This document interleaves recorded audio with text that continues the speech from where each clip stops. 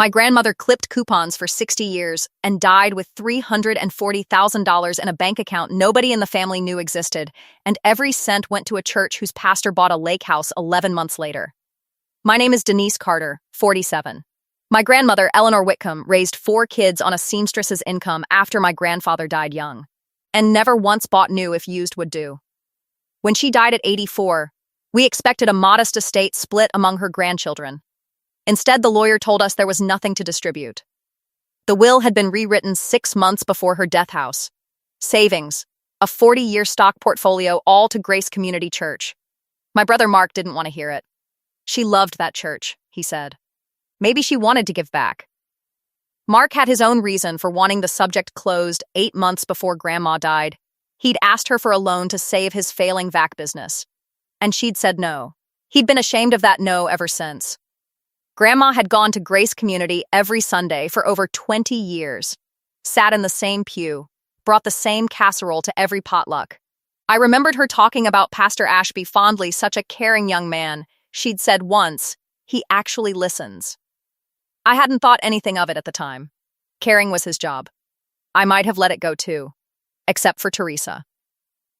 Teresa Nunes had been Grandma's home health aide for the final year, and she called me a month after the funeral because something had been bothering her.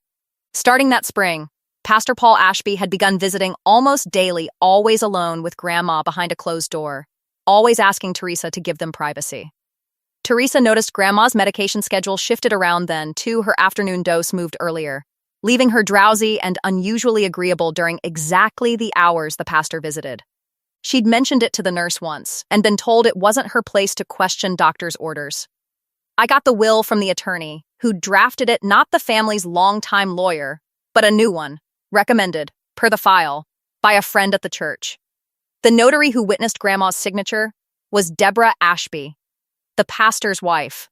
I found the county property records myself, at my kitchen table at 11 at night. Paul and Deborah Ashby purchased a 4-bedroom lake house 11 months after my grandmother's death. Cash, no mortgage on file. The purchase price was higher than her entire estate. I posted about it carefully. No names yet in a local forum. Mostly needing someone to confirm I wasn't imagining a pattern. 3 days later, a woman named Linda Coyle messaged me. Her mother had belonged to a different congregation 11 years earlier, one where Paul Ashby had served as associate pastor. Her mother, a widow, had also rewritten her will after months of private pastoral visits, also isolated from family in her final year, also left everything to the church. Linda had never been able to prove anything and had spent a decade believing she was the only one who suspected something. She wasn't. She sent me the old will, the funeral program, and a photo of the pastor beside her mother's casket, smiling. 3 separate threads, none of them meaning anything alone. A suspicious notary.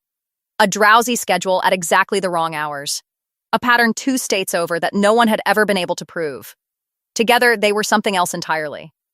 I hired a forensic accountant to pull the church's public nonprofit filings. 6 weeks before the new will was signed, the church recorded a lump sum love offering from an anonymous donor in almost the exact amount that later appeared as Grandma's liquid savings moved. The accountant believed, to make the transfer look like ordinary church income rather than one woman's entire net worth landing on one man's desk. I requested the board's meeting minutes through a member still loyal to my grandmother's memory. Ashby's name came up twice for housing allowance adjustments the board had approved without much discussion. I brought all of it Teresa's account, the notary conflict, Linda's decade-old case, the filings, the property record to the church's board of elders, with Mark beside me, because by then he'd stopped being ashamed of the loan and started being furious about everything else. Ashby came in composed, hands folded, the same calm voice I imagine he used at every deathbed. He said Eleanor had been one of the most spiritually devoted women he'd ever counseled. That she'd told him herself she wanted her legacy to serve God rather than be divided and diluted among family. His wife sat beside him, nodding along like she'd heard the line rehearsed before. "Your wife notarized the will," I said. "The same will naming her husband's employer as sole beneficiary. Was that disclosed to the attorney?" "Silence, Deborah," I said. "Did you tell the lawyer you were married to the pastor receiving the funds?" Her composure went first. "We didn't think it mattered it was the same church. Not us personally, the house isn't in the church's name," Mark said. "It's in yours." She had no answer that didn't confirm what everyone in the room already understood. Linda's letter, read aloud by an elder, was what finally broke Ashby, not because it was about my grandmother, but because it proved a pattern existed before her. "This isn't the first time," the elder said, and Ashby had nothing prepared to say back. The board suspended him within the week. The denomination opened its own investigation once Linda's old church filed a parallel complaint. Ashby resigned before either finished.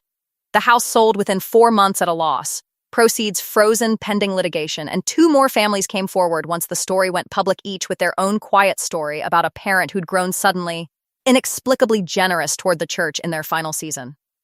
We got the estate back, not all of it, not the years already spent, but enough that it stopped being an abstraction and became something real again. Money my grandmother had folded tinfoil for, skipped restaurants for, mended the same coat for a decade to save. 2 of the other families who came forward later told me they'd never even gotten that far. Their parents' estates had already been fully absorbed into church operating funds years before anyone thought to ask a question. Mark used his share to finally save the business. I framed one thing, only a photocopy of a 1987 receipt, the year she bought her first and only new winter coat. The one splurge Teresa said Grandma still talked about the week she died.